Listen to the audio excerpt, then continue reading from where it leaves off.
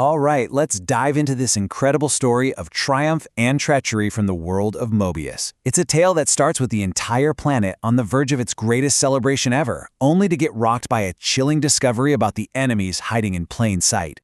And it all kicks off with this, the single biggest piece of news to hit the planet in ages. Its greatest hero, Sonic the Hedgehog, is finally coming home.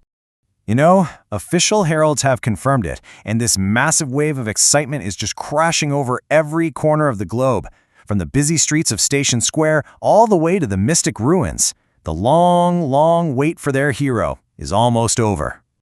But to really get why his return is such a monumental event, we have to rewind a little and look at the war he just won.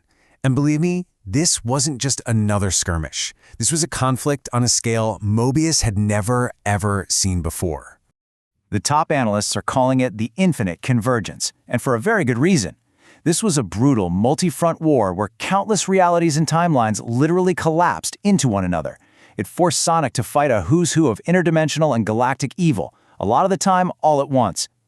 And I mean, just look at this roster of otherworldly threats. He had to face down the twisted magic of the wizard Ixis Nagus, and even the godlike power of Energat. These weren't your standard bad guys. These were cosmic forces that could literally tear reality apart at the seams. And the list just keeps on going. While all that was happening, he was also dismantling entire armies and empires bent on total planetary domination. Everything from the terrifying illusions of Infinite the Jackal to a full-on alien invasion by the Exorda. And this is where you just have to marvel at his sheer endurance, because on top of all of that, he still had to deal with ancient monsters like Chaos, his own robotic double Metal Sonic, and a bunch of mercenary crews, all before he could finally take down Dr. Eggman's main forces.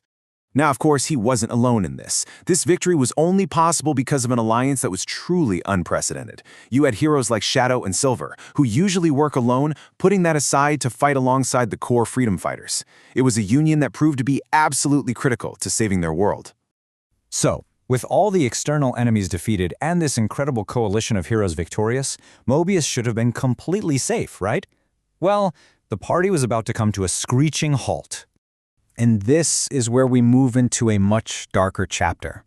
We get to see how that amazing, jubilant news was completely shattered by a shocking revelation. Right as the world was getting ready to celebrate peace, a threat from within was uncovered that nearly ripped the heart out of the entire resistance. This is the key line from the official reports. The real threat, as it turned out, wasn't from some far-off galaxy or different dimension. It was right there at home. A swift and very secret investigation revealed that a splinter group had actually orchestrated a coordinated assassination plot, and their targets? The very heroes who had just finished saving their world. Okay, this is where things get truly shocking. This comparison lays out a chilling divide. On one side, you have Mobius's veteran defenders, the Old Guard, characters we've known for years, and on the other, the conspirators. What's absolutely stunning is seeing names like Tangle and Whisper on that list, people once considered heroes, implicated right alongside known villains like Dr. Starline in a plot to murder their former allies. This wasn't just a simple betrayal, it was basically an ideological civil war. So, faced with such a deep, impersonal betrayal from within their own ranks, the High Courts of Mobius did not hesitate for a second. They acted with decisive, overwhelming force to deliver justice. And the whole process was incredibly fast. It went from the shocking reveal of the plot through a review of what was described as harrowing evidence of treason and attempted mass murder, straight to a final, completely unambiguous judgment. And this was it. This was the verdict. For every single conspirator involved, no exceptions, the court handed down the most severe sentence possible under Mobian law. So, let's be crystal clear about what this means. The verdict is absolute. Without the possibility of parole means exactly what it says. The court decided that no amount of leniency could ever be granted, ensuring this group will never, ever threaten the heroes of Mobius again.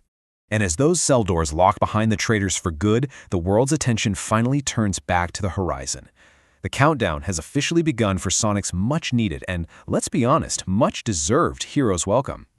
So, Mobius is united and safe from all outside threats, but this leaves us with one final, pretty sobering thought.